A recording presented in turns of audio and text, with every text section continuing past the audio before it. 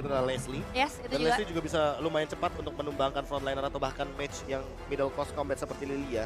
Namun Lilia kali ini adalah sebuah jawaban atas Fredrin. Jadi sebisa mungkin Albert harus menyelesaikan dengan cepat Radiant Armornya. Gak masalah, gak usah jadiin Curse Helmet. Ya. Yang penting Radiant Armornya. Radiant Armor kayak Grand Helmet adalah salah satu jawaban untuk seorang Albert. Dan lihat, langsung ada support system dari Albert yang berada di garis depan bersama dengan support system Clay dan juga Pin di sana ya. RRQ Kingdom masih mengawal para pemain dari tim RRQ untuk berjuang di arah lower bracket. Jadi ini dia untuk para fans yang belum berkesempatan hadir menuju arah M4 venue. It's okay, no problem. Kalian Iya. bisa mendukung dari dalam rumah kalian dan mendukung dari layar kaca. Karena M4 World Championship untuk di game yang kedua akan segera dimulai. Akan ke RRQ Hoshi mengamankan game yang kedua atau tim Falcon berhasil melakukan resetisasi terhadap kubu dari tim Falcon. Reset aja, nggak usah pakai resetisasi. Tapi ini dia, kita udah melihat adanya sedikit penahanan terlebih dahulu dengan satu barrier yang dipasang menahan minion wave-nya. Dan juga Ken bersama seorang Albert yang pastinya membutuhkan nanti ke area purple buff-nya. Alright, di ada mid lane seperti biasa dengan keunggulan adanya seorang Justin. Power dari Lilia, what a little girl berhasil melakukan invasi jungle dan bahkan Albert melepaskan Little Wanderer-nya. Dia lebih fokus menuju ke arah sebuah jungle dan tidak mau melepaskan orange buff yang ketimbang untuk beradu retribution di arah depan. Dan bahkan first blood akan coba didapatkan oleh R7. Hampir, but almost is never enough, Nevin. Iya, hampir memecahkan win rate first blood ya dari tim Falcon yang kali ini mungkin harusnya udah di 94% sampai 95%, but it's okay. Kita akan melihat bagaimana dari seorang R7 karena di sisi lain Naomi juga udah mulai melakukan setupnya. Masih di level yang pertama, jadi defense assessment memang sebenarnya belum ada, tapi dengan pressure seperti ini akan cukup berpengaruh nantinya. Mungkin ada sedikit skenario yang teman-teman bisa lihat di XP Lane. Kenapa R7 bisa unggul di awal game. Salah satu alasannya ada, kalau teman-teman sadar tadi, di bawah menit yang pertama, Finn stay di belakang base. Dia melihat ada potensi untuk menekan dengan minion. Jadi dia tahan wave minionnya pakai barrier 2 kali. Dua wave minion dia tahan, sehingga di belakang base tadi, makanya R7 bisa menangin match up di early game. Apalagi ngelihat Skylar, Skylar bahkan memberikan tekanan juga ke arah Zipix di area gold lane. Dan ini menangin match up untuk early, baik dari EXP dan juga gold lane, merupakan sebuah jawaban yang sangat manis sekali untuk RRQ Hoshi. Bukan hanya itu aja, para pemain dari tim RRQ Hoshi dengan adanya R7 yang mengungguli dari segi laning phase-nya, membuat dia akan bisa membantu pergerakan Albert untuk mendapatkan di arah turtle-nya. Mencoba untuk menutup sedikit pergerakan dari Ken yang mencoba terburu-buru untuk mendapatkan turtle. Kali ini dua player dari tim RRQ Hoshi dari bottom lane sudah siap untuk mengawal pergerakan dari Albert, tapi R7 ingat masih ada satu body event yang cukup sakit dan bahkan R7 di depan sana terkena Death Sonata. Harta tata Death Sonata yang hampir saja menemukan seorang R7 di garis depan dan bahkan ini yang menjadi kerugian untuk RRQ dengan tim 4 versus 3 dari segi quantity. Ya, Bukan hal yang baik. Damage-nya terlalu besar ya, harus masuk ke dalam dari seorang R7 membuat dari RRQ Hoshi memang harus kehilangan satu pemain. Tapi sejauh ini sebenarnya masih coba untuk tarik ulur dari kedua tim. Belum ada yang mau melakukan inisiasi untuk melakukan team fight. Oh, R7 is coming up. Dia adjustment telah dikeluarkan dan bahkan para pemain dari tim RRQ mau memaksa team fight terlebih dahulu. First blood tetap didapatkan oleh tim Falcon dan bahkan R7 ditumbangkan. Tapi retribution di sound point Albert kembali berhasil membuat dan menggocek satu buah tembakan Rhapsody indahnya bernuansa dari seorang Ken. Dua ditukar dengan satu turtle. Gimana menurut Profesor KB? Iya, kalau misalkan kita melihat bagaimana dengan setup turtle yang barusan, kita udah membahas ini. Bahwa sebelum permainan dimulai, setidaknya ada turtle yang ditukarkan. Jadi ada sharing gold yang didapatkan. Skylar, farming 2 lane, itu yang terpenting. Dan bahkan tapi ini first blood-nya benar-benar lagi-lagi didapatkan oleh tim Falcon, Nevin. Ditambahin lagi. Win rate-nya tinggi banget, 94 harusnya. Dan bahkan para pemain dari tim RRQ dengan adanya satu buah turtle yang didapatkan, mereka masih belum bisa mengejar ketertinggalan yang dimiliki dari tim Falcon.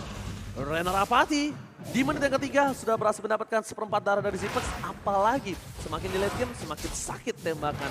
Iya, masih menuju ke arah 4 menit. Impact yang terlihat dari para pemain RRQ Hoshi udah mulai muncul. Tapi lihat, dari seorang Naomi juga terus akan memberikan pressure-nya. Di level yang kelima di Pachesman, tadi sempat terlihat juga menarik salah satu pemain dari RRQ Hoshi. Bahkan memberikan hasil 2 eliminasi untuk teman-teman dari tim Falcon. Alright, dan ini emblem yang Profesor KB. Iya, rata-rata pada langsung menuju kepada movement speed dan juga attack damage. Tapi yang paling unik adalah dari bagaimana kita melihat untuk sebuah hybrid penetration yang dimainkan juga sama Naomi. Jadi dia ambil hybrid dragon iya, hybrid penetration juga iya. Dia ingin menambahkan setidaknya sedikit damage tambahan bagi nanti yang terkena Divine Judgment. Karena mau bagaimanapun Naomi memiliki efek debuff yang dimana akan menimbulkan sedikit damage reduction kepada teman-teman dari RRQ Hoshi. Namun itu pun memerlukan posisi yang cukup berbahaya dan sangat beresiko sekali. Sehingga di sini Naomi harus lebih berhati-hati apalagi lawannya Finn. Dengan menggunakan wild charge mungkin saja kejadian seperti game yang pertama akan terulang kembali dengan membawa angin dan tren positif bagi RRQ Hoshi. Again di arah Turtle ini akan ada kembali perebutan Turtle yang akan mereka perebutkan di RRQ Hoshi. Mereka masih terlalu jauh dari pergerakan seorang Albert yang berada di arah top lane. Bakalkah coba di buying time oleh tim Anarki atau bahkan ada team fight? Karena lihat mereka sudah berkumpul 4 secara bersamaan. Akankah ada Watchers dan suara Pepin? Kali ini pecah seperti keluarga depan ke Watchers belum menuju ke arah sebuah tembok.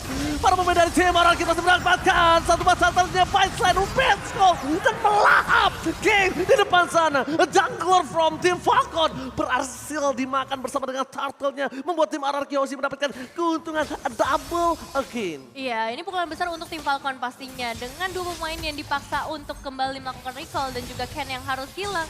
Ditambah lagi mereka harus kehilangan Turtle yang kedua. Jadi bisa dibilang first blood di awal-awal bukan menjadi impact yang maksimal bagi teman-teman dari tim Falcon. Dan untuk statistiknya, RRQ ini rank pertama dari tim gold per gamenya. Yaitu di angka 59.538. Jadi kita juga punya prestasi lah di sini. Iya, terlihat solid tentunya bagaimana cara mereka untuk mengembalikan sebuah objektif dan juga mengambil leading untuk goldnya. Karena sempat kita melihat bagaimana Falcon mengungguli dari segi gold leadingnya. Dan untuk sekarang Albert Retribution, walaupun miss tapi setidaknya ini mencoba untuk melakukan sebuah invasi. Oke, tapi lihat langsung diketok terhadap seorang Albert memilih untuk mundur terlebih dahulu Zipax. Menuju ke arah Finn, tapi Finn too strong kayaknya tidak bisa di all in oleh para pemain dari tim dari Falcon. Melepaskan begitu saja dengan seperempat darah yang dimiliki dari seorang Finn. Dan bahkan lihat dengan prestasi yang dimiliki dari tim Anarki bisa berhasil mendapatkan satu buat tiket watch party tentunya ya. Dan juga M4. Nah, 59.000. Iya bener sih, nggak salah sih. Item yang sangat profesor. Wah, pikiran sampai sana ya. Kebeli juga tuh Cloak of Destiny buat play dan buat sekarang akan menuju kepada Glowing One lagi sepertinya. Karena melihat banyaknya hero yang berada di lini depan dan agak sedikit terganggu dengan efek dari Glowing One. Tapi di satu sisi kalau melihat dari R7 sendiri, R7 lebih memfokuskan itemnya dengan beberapa paduan lah untuk kita melihat ada Dread Out Armor, terus mungkin dia akan menuju ke Dread Armor sekalipun agar nanti Ken tidak bisa memiliki damage yang cukup. Kalau menurutku pribadi, akan lebih oke kalau R7 akan langsung menuju kepada Antivirus agar tidak terkena penetrasi yang begitu tinggi daripada Ken karena burst-nya dengan menggunakan Divine Judgment dan juga Rhapsody ini bisa instan banget kalau misalkan nanti goldnya akan seimbang. Ini benar-benar tembakan dari Skylar is on point terus, harus dipanaskan lagi untuk di arah metode late game-nya nanti. Dan mungkin R7 dengan ada Antivirus plus Sky Guardian Helmet nantinya, kita akan lebih sulit untuk kalau seorang Ken. Masih cepat bertahan di arah bottom lane dari para pemain dari tim RRQ Hoshi. Mereka sudah standby on position. Turtle perfectkah akan diamankan oleh tim RRQ Hoshi karena Albert sudah berada di garis depan. Tidak kenal takut dan Rena Rapatinya is on point from Justin. Harus memilih mundur dan bahkan Albert sudah pasti memantapkan diri dan Watchers from Finn berhasil mendapatkan 3 sprinter dan dikeluarkan. Tidak ada yang bisa diselamatkan tapi Yellow Burst masih beli ke arah belakang membuat tim RRQ harus mengejar Zipax ke arah mid lane-nya. Melepaskan 2 target empuk dari tim Falcon. Setidaknya mereka akan mencoba invasi menuju ke arah mid lane. Turret ini lebih mahal dibandingkan 2 point kill. Tapi dengan adanya Lilia was a little cool. Defense yang cepat untuk clear minion sangat sulit didapatkan untuk turret yang pertama dari tim RRQ. Iya, jujur susah banget apalagi dari seorang Lilia ini dengan Black Shoes ya dia selalu menguras ultimate dari teman-teman RRQ. Bahkan disiplin yang begitu pasti dari seorang Justin ketika damage dari Skylar udah masuk, dia nggak mau keluarin buru-buru karena dia tahu setelah itu bakal ada team fight yang menghampiri mereka. Dan sejauh ini juga memang dari RRQ Hoshi semakin mengungguli dengan 3 turtle yang diamankan berturut-turut. Dan aku makin yakin ya, Finn ini adalah otak dari RRQ Hoshi. Yes. Ketika dia mendapatkan sebuah informasi bahwa tim Falcon ada 3 pemain di area mid lane, Skylar-nya baru bergerak menggunakan Ibirus Station. Setidaknya tadi kita sempat lihat bahwa Skylar muter dulu kan. Iya, benar banget. Tapi Watchers menuju ke arah seorang Justin Finn. Terbakar di depan sana, tidak bisa dilakukan follow up. Albert ditinggalkan, tidak ada yang bisa menemani dan Divine Judgment terhadap seorang Skylar berhasil dipendung. Albert mundur ke arah belakang. R7 menjadi badan terakhir yang dimiliki tim RRQ Hoshi untuk melakukan disengage. Tim Falcon kali ini berhasil menumbangkan Finn. Walaupun begitu, inisiasi yang dilakukan oleh seorang Naomi ini bagus banget. Yang harus diperhatikan adalah dia menginisiasi di posisi yang salah. Kalau nantinya akan ada inisiasi seperti itu di posisi yang benar, ini Skylar udah bisa ditumbangi dengan cepat. Jadi pelajaran di tim fight sebelumnya, Scalar tidak boleh terlihat posisinya atau batang hidungnya sama sekali. Iya, tidak boleh terlihat apalagi kali ini dia memegang damage yang begitu besar. Bahkan untuk saat ini dengan HP terbatas Naomi kayaknya bakal coba untuk nge-all in. Masih ada seorang Finn yang bisa memberikan sedikit penghalangan, tapi Magic Shockwave yang dikeluarkan oleh seorang Justin nampaknya nggak bisa ditahan lagi. Albert memberikan pembalasan karena seorang Naomi. Double kill untuk seorang Justin. Tapi Justin dalam bahaya besar ketika berhadapan dengan seorang Albert dan juga R7 yang baru saja hadir kali di shutdown. Diamankan. Itu dia informasi komunikasi dari seorang Albert, dilepaskan saja Justinnya bukan tanpa alasan karena udah ada R7 di sana yang siap menunggu. Karena para pemain dari tim RRQOC kali ini mereka tetap harus kehilangan satu buah auto turret yang cukup mahal. Untungnya dari RRQOC tidak terlalu depending on purple buff. Salah satu keuntungan dengan adanya fighter Fredrin di arah jungler, ketika buffnya tercolong bukan menjadi masalah dan masih bisa melawan team fight. Bahkan Geralt Open, selamat datang Bapak Lord yang terhormat kali ini untuk RRQ Hosika atau tim Falcon yang siap mendapatkannya. Melihat potensial masih ada seorang Harger bottom lane. Dari tim RRQ mencoba untuk melakukan poking dan baiting di arah Lordnya. Ken is coming up, Watchers dikeluarkan. Tepakan instant pick up. Naomi gak sabar bertahan, Lord diamankan oleh RRQ Hosika. Burst down damage yang begitu besar kali ini RRQ memegang keuntungannya dan Falcon apakah bakal mencoba untuk mencari lebih karena Zipex bisa di shutdown juga dengan tembakan dari seorang Skylar meskipun memang pada akhirnya double kill diamankan oleh seorang Ken, tapi tetap pembalasan yang diberikan oleh RRQ Hoshi masih menjadi keuntungan untuk mereka. Yang aku suka adalah snowballing yang masih dipegang oleh tim RRQ Hoshi, Profesor KB sampai menit yang ke-10. Bener, nggak ada benar-benar tempo yang turun sama sekali. Mereka tetap memberikan tekanan kepada objektifnya. Dapetin 3 turtle seolah-olah mereka ini haus sekali terhadap objektif setelah mereka diturunkan dari upper bracket. Dan ini yang aku suka, semangat yang baru dimunculkan kembali dari RRQ ketika mereka mencoba untuk mengamankan perfect turtle ditambah dengan Lord dan kontes yang terbaik tadi di area dari River ketika Zipixnya jump in ke tengah-tengah team fight. Dan yang paling aku suka dari Clay, ketika dia tahu lawannya Harit ada shield absorb, bikin Necklace of Durance. Gak usah basa-basi, bikin respect item dan tumbangkan. What's that with Blacker? Berhasil mendapatkan satu. Justin ditumbangkan begitu saja. Instant pick up dilakukan. Finn tidak bisa ditutup pergerakan dari Libero Spation. Kalian mencoba diganti dengan satu Borrero Apate. 2 point kill berarti didapatkan. RRQ Hoshi, mereka masih memiliki super minion. Mereka harus mendorong terlebih dahulu di mid lane-nya. Karena di bottom lane, mereka telah berhasil mendapatkan outer dan inner turret secara bersamaan. RRQ Hoshi melakukan snowballing yang tidak bisa dihentikan tim Falcon sampai menit ke-11. Tapi yang aku takutkan adalah di atas menit ke-12. Lord nanti akan menjadi sebuah penentu nih, Vin. Betul, itu bakal jadi cukup berat juga apalagi kalau kita melihat ke arah tim Falcon kali ini dengan perbedaan 2.500 gold. Ini masih bisa memberikan impact yang besar. Ditambah lagi positioning dari seorang Ken yang sedari tadi sulit banget untuk ditangkap meskipun 2 eliminasi. Tapi tetap bakal menjadi salah satu player yang harus diwaspadai oleh para pemain dari RRQ Hoshi. Ya, dan jangan lupakan juga Zipix di late game nanti akan menjadi sebuah malapetaka juga. Karena dia membawa Purify sehingga Wildcats sepertinya tidak akan menjadi sebuah ancaman untuknya. Di satu sisi kalau kita melihat bagaimana concentrated energy sesaat lagi mungkin akan ada di tangan Zipix, itu baru pick tertinggi dari tim Falcon. Mereka akan membalaskan bagaimana skema atau skenario yang terjadi semenjak early game tadi. Dan buat sekarang untuk RRQ Hoshi tinggal memanfaatkan gimana push atau setidaknya main di dalam rumput asalkan gak kedetek sama satu buah Magic Sentry. Karena kalau kedetek ini bakal bahaya banget. Ingat, lawannya adalah Kaja. Divine Judgment bisa melakukan sebuah instant pick off dan itu yang akan menjadi sebuah malapetaka ketika mereka kalah dari segi kuantitas. Mau sebanyak apapun gold yang kalian miliki, kalau kalian jumlahnya kalah, itu bisa menjadi kekalahan tim fight juga ketika nanti di area late game. Apalagi yang udah aku bilang, ini di atas menit ke-12 aku cukup worry dan takut. Karena dari kemarin kita lihat di mana RRQ Hoshi berhasil mendapatkan Lord tapi bisa dibalikan kembali keadaannya oleh tim musuh dan aku tidak ingin hal itu terjadi. Ada baiknya dengan RRQ Hoshi dengan komposisi 2.500 gold difference, mereka memaksa minimal 2 orang yang mereka bisa tumbangkan atau enggak 1 orang penting seperti Ken yang mereka bisa dapatkan terlebih dahulu sebelum melakukan Lord yang selanjutnya. Atau setidaknya melakukan backstab sih. Jadi clear wave minion di area top lane, lalu manfaatkan satu rumput yang tersisa di belakang dari outer turret yang dihancurkan. Dan setelah itu melakukan backstab lewat, itu dia, yang ada logo TikTok. Ini dia, dan bahkan kalau misalnya Profesor KB bilang, kenapa nginjek sentry itu harus berhati-hati? Karena ini adalah kesempatan mereka menggunakan sentry. Ketika ada yang memasuki ke arah backline dari tim Falcon. Mereka bisa terlihat tapi lihat Finn, Watcha telah dikeluarkan. Fokus ke arah tim fight yang diberikan bersama dengan Zippers. Terlalu sakit damage yang diberikan dan tertangkap dengan Sound dan Zippers take down. 1 poin dan 2 untuk tim Monarchy. 3 hilang, mereka menuju ke arah Lord yang didapatkan oleh seorang Hammer tapi di laningnya dikejar habis-habisan. Mencoba dipotong oleh R7.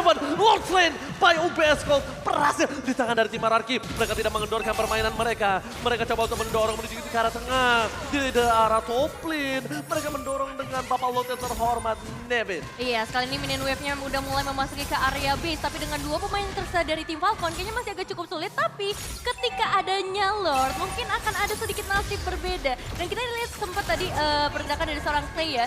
1 flicker ofensifnya berhasil memulangkan Justin. Dan itu impact-nya besar banget ketika nggak ada lagi Magic Shockwave yang bisa dikeluarkan oleh seorang Justin. Mereka mencoba untuk menghabiskan sword skill-nya di arah top lane. Karena mereka akan pintu sebelum menjadi arah bottom lane yang super mini yang mereka miliki. 3 base akan coba mereka ompongkan secara bersamaan.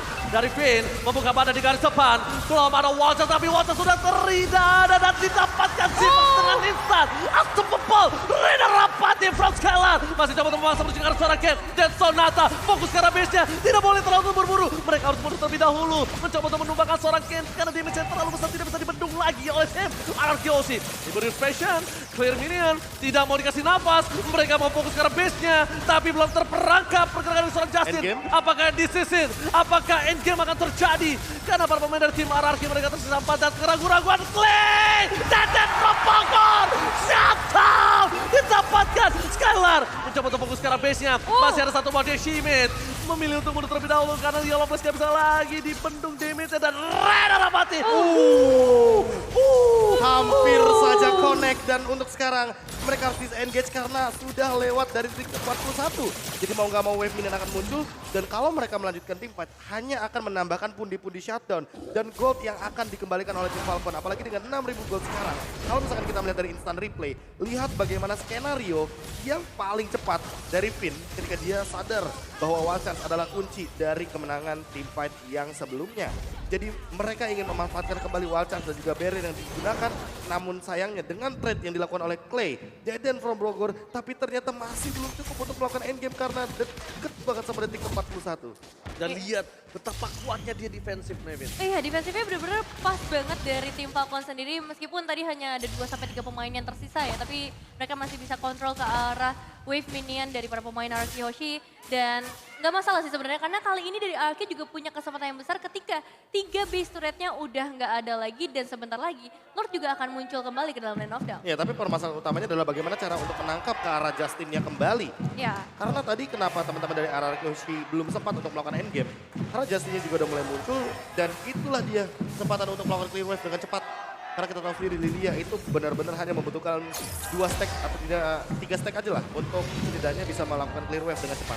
Oke, 3, 2, 1, selamat datang Bapak Lord yang terhormat di Land of Down. Kali ini RRQ Hoshi dengan 5.000 gold difference mereka coba melakukan baiting kembali, melakukan all out terhadap team fight yang akan terjadi di 2 game secara berturut-turut. R7 bersama dengan Wild Chance, tapi ternyata belum berhasil menyentuh ke arah sebuah tembok. Tapi R7 berhasil menutup ke arah sebuah Ken. Ken akan coba ditunggangi, Lord berhasil didapatkan. Ken berhasil ditunggangi R7 dan lihat! R7 berhasil menutup pergerakan seorang Ken. Ini bencana untuk tim Falcon. Zoning out yang benar-benar bagus banget kali ini terlihat dari R7 bahkan damage dari seorang Skylar mampu menghilangkan setengah HP untuk para pemain dari tim Falcon. Lord akan segera hadir di area mid lane akan menjadi bencana yang besar untuk para pemain Falcon karena ini adalah kesempatan terakhir mereka untuk mempertahankan base yang tersisa. 5 pemain dari RRQ Hoshi akan segera bersiap-siap untuk memberikan full power mereka ke para pemain Falcon. Alphonse berada di garis depan, mencoba untuk menutup pergerakan S7, mencoba menunggangi satu tapi Lord yang belum bisa diselesaikan. Ada Fire Watch setelah dikeluarkan, free hit from Denden from Bogor, mencoba menumbangkan Yellow Flash, base-nya menuju ke arah pecah, dan RRQ Hoshi take the game goal! 2-0 dan match point bagi RRQ Hoshi ini bisa menjadi sebuah tren positif untuk di game yang ketiga nantinya. Dengan kita melihat performa yang begitu solid, begitu luar biasa dari RRQ Hoshi. Setelah mereka diturunkan ke lower bracket, mereka tidak tumbang. Secepat itu mereka langsung reset hanya dengan kurun waktu 1 hari. Dan inilah dia hasilnya 2-0. Dan 1 game lagi, 1